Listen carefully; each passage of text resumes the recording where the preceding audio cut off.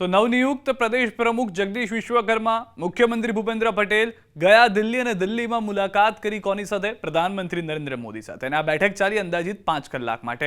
જેવી જ આ બેઠકની ચર્ચાઓ શરૂ થઈ, બીજી ચર્ચાઓને વેગ મળી ગયો, તે હતું મંત્રીમંડળનું વિસ્તરણ. હવે જે જાણકારી મળી રહી છે, આગામી 48 કલાકની અંદર મંત્રીમંડળનું વિસ્તરણ થઈ શકે છે તેવી જાણકારી છે. પરંતુ આ મંત્રીમંડળના વિસ્તરણમાં અથવા તો મંત્રીમંડળમાં જે બદલાવ છે તેમાં કોણ કોણ હોઈ શકે છે નવા ચહેરા અથવા તો એ જૂના ચહેરા કે જેને સ્થાન મળી શકે છે. શરૂઆત કરીએ, જે સૌથી વધુ ચર્ચિત નામ રહ્યું છે તે છે જેતપુરના ધારાસભ્ય જયેશ રાદડિયા, કે જેઓને પણ સ્થાન મંત્રીમંડળમાં મળી શકે છે.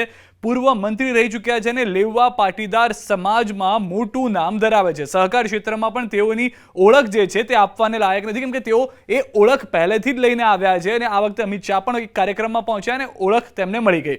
બીજું નામ છે શંભુનાથ ટુંડિયા, કે જેઓ ગઢડાના ધારાસભ્ય છે, પૂર્વ રાજ્યસભાના સાંસદ રહી ચૂક્યા છે અને એસસી ચહેરો છે, એસસી સમાજમાંથી તેઓ આવે છે. ત્યારબાદ છે પ્રકાશ વરમોરા, ધાંગધ્રાના ધારાસભ્ય, ઉદ્યોગપતિ અને કડવા પાટીદાર. અહીંયા આગળ જે સમીકરણ છે, એક લેવા પાટીદાર તો બીજા કડવા પાટીદાર. ચોથું નામ જે છે તે છે સંજય કોરડિયાનું, જૂનાગઢના ધારાસભ્ય છે અને તેઓ પણ કડવા પાટીદાર સમાજમાંથી આવે છે, ખુદ કડવા પાટીદાર છે. હવે અન્ય જે 4 ચહેરાઓ, જે પહેલા 4 જોયા, ત્યારબાદના જે 4 ચહેરાઓ, જેમાં ફરી એક વખત જીતુ વાઘાણીને સ્થાન મંત્રીમંડળમાં મળી શકે છે. ભાવનગરથી આવે છે તેઓ, ભાવનગર પશ્ચિમના તેઓ ધારાસભ્ય છે, પૂર્વ મંત્રી રહી ચૂક્યા છે, પૂર્વ પ્રદેશ પ્રમુખ રહી ચૂક્યા છે અને લેવા પાટીદાર સમાજમાંથી આવે છે. જે આપણે કહીએ કે એક એક્સપિરિયન્સવાળા નેતાની જરૂર છે, તો તેમાં જીતુ વાઘાણીના નામને લઈને ચર્ચા ચાલી રહી છે. ત્યારબાદ કોણ છે? ત્યારબાદ છે હીરાભાઈ સોલંકી, કે જેઓ રાજુલાના ધારાસભ્ય છે, 4 વખત ધારાસભ્ય રહ્યા અને કોળી સમાજનો ચહેરો, સોલંકી સમાજ, કોળી સમાજનો ચહેરો અને 4 વખત ધારાસભ્ય રહ્યા.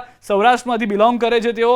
અર્જુન મોઢવાડિયા, કે જેના નામને લઈને કદાચ કોઈ અસમંજસમાં નહીં હોય, કેમ કે પોરબંદરના ધારાસભ્ય તેઓ કોંગ્રેસમાંથી રહેતા હતા, જેવા ભાજપમાં આવ્યા, જીતીને આવ્યા, ધારાસભ્ય બન્યા, 4 વખત ધારાસભ્ય અને મેયર સમાજનો ચહેરો માનવામાં આવી રહ્યું છે. પોરબંદરમાં તેવું પણ કહેવામાં આવી રહ્યું છે કે અર્જુનભાઈને મંત્રીમંડળ મળશે, તે નક્કી હતું, જેથી તેઓ ભાજપમાં આવ્યા છે.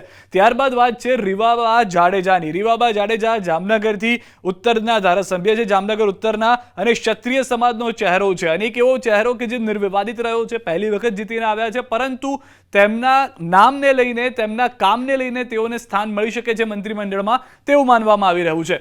ત્યારબાદ ફરી એક વખત નિમિષા સુથારને પણ મળી શકે છે મંત્રીમંડળમાં સ્થાન, કેમ કે નિમિષા સુથાર, કે જેઓ મોરવા હડફના ધારાસભ્ય, પૂર્વ મંત્રી, આદિવાસી સમાજનો ચહેરો અને 3 વખત ચૂંટાઈને આવ્યા છે, અનુભવી છે, તેઓ મંત્રીમંડળમાં રહી ચૂક્યા છે, તેઓને ખ્યાલ છે કઈ રીતે કામ કરવું. તેવું જ નામ એક છે અર્જુનસિંહ ચૌહાણનું, કે જેઓ મહેમદાવાદના ધારાસભ્ય છે, તેઓ પણ મંત્રી રહી ચૂક્યા છે, ક્ષત્રિય સમાજમાંથી આવે છે. ક્ષત્રિય સમાજનો આ ચહેરો છે કે જેની ચર્ચા ચાલી રહી છે. ત્યારબાદ વધુ એક મહત્વનું નામ, એ છે અમિત ઠાકર. અમિત ઠાકર, જેઓ વેજલપુરના ધારાસભ્ય છે, યુવા ભાજપના પૂર્વ રાષ્ટ્રીય પ્રમુખ રહી ચૂક્યા છે અને બ્રાહ્મણ સમાજમાંથી આવે છે. બ્રાહ્મણ સમાજને પણ સ્થાન મળે તે માટેનો પ્રયાસ કરવામાં આવી શકે છે જો અમિત ઠાકરનું નામ આવે તો. ત્યારબાદ છે દર્શનાબેન વાઘેલા, અસરવાના ધારાસભ્ય છે, એસસી સમાજનો ચહેરો છે. વધુ એક એસસી સમાજમાંથી મંત્રી હોય અથવા તો તેઓને રાજ્યકક્ષાના મંત્રી તરીકેનું સ્થાન મળે, તે પ્રમાણેની પરિસ્થિતિ જોવા મળી રહી છે. અન્ય જે 4 નામ છે તેમાં છે દર્શનાબેન દેશમુખ, કે જેઓ નાંદોદના ધારાસભ્ય છે, દિગ્ગજ ચંદુભાઈ દેશમુખના દીકરી છે અને એસટી સમાજનો ચહેરો છે. હવે ત્યાં આગળ જે શેડ્યુલ ટ્રાઇબ છે તેઓ માટે મહત્વનું થઈ જાય છે કે જો તેઓને સ્થાન મંત્રીમંડળમાં મળે છે તો. ત્યારબાદ વધુ એક મહત્વનું નામ, તે છે નરેશ પટેલ, ગણદેવી ધારાસભ્યના. તેઓ ગણદેવીથી તેઓ ધારાસભ્ય છે, પૂર્વ મંત્રી અને એસટી સમાજનો ચહેરો. વધુ એક એવો ચહેરો કે જે આગળ જઈને મંત્રીમંડળમાં સ્થાન મેળવે, સિનિયર નેતા તરીકે જોવા મળી શકે છે. સંગીતા પાટીલ, લિંબાયતના ધારાસભ્ય, 3 વખત ચૂંટાઈને આવ્યા છે.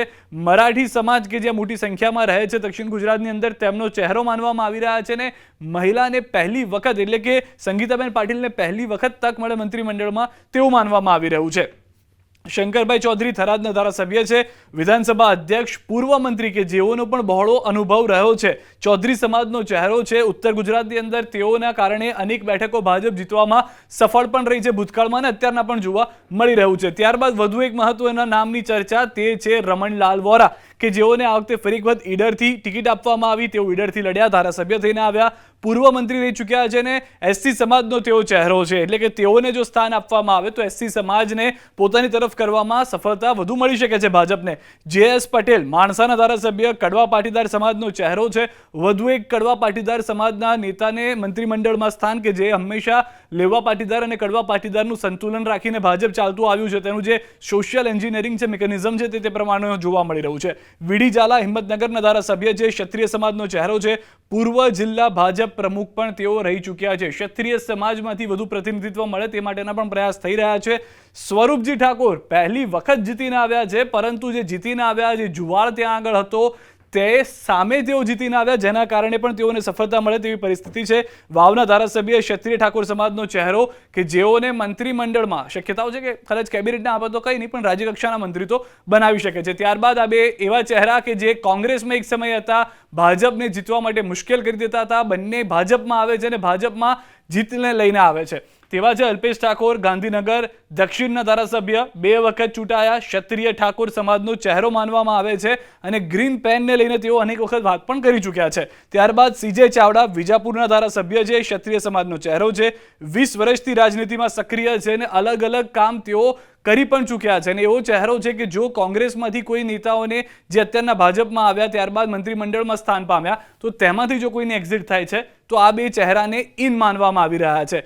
એટલે કે અહીંયા આગળ સરવાળે આપ જુઓ તો 3 એવા કોંગ્રેસમાંથી ભાજપમાં આવેલા ચહેરા હોઈ શકે છે, જેમાં અલ્પેશ ઠાકોર અને CJ ચાવડા તો છે જ, પરંતુ તેની સાથે સાથે પોરબંદરથી આવેલા ધારાસભ્ય અર્જુન મોઢવાડિયા હોઈ શકે છે. અને એની જેમ આ ટોટલ 22 લોકોનું મંત્રીમંડળ, જેમાં હજી પણ આ નવા ચહેરાઓ છે, જે જૂના ચહેરાઓ છે તેમાં 1-2 નામ એવા છે કે જેને પ્રમોશન પણ મળી શકે છે, પરંતુ આ નવા એવા લોકો છે જેને કેબિનેટની અંદર અથવા તો રાજ્યકક્ષાના મિનિસ્ટર તરીકે તેઓને જોવા મળી શકે છે, જે અત્યારની માહિતી છે. અને આગામી 24 થી 48 કલાકમાં સત્તાવાર રીતે જાહેરાત કરવામાં આવશે તેવું પણ જાણવા મળી રહ્યું છે.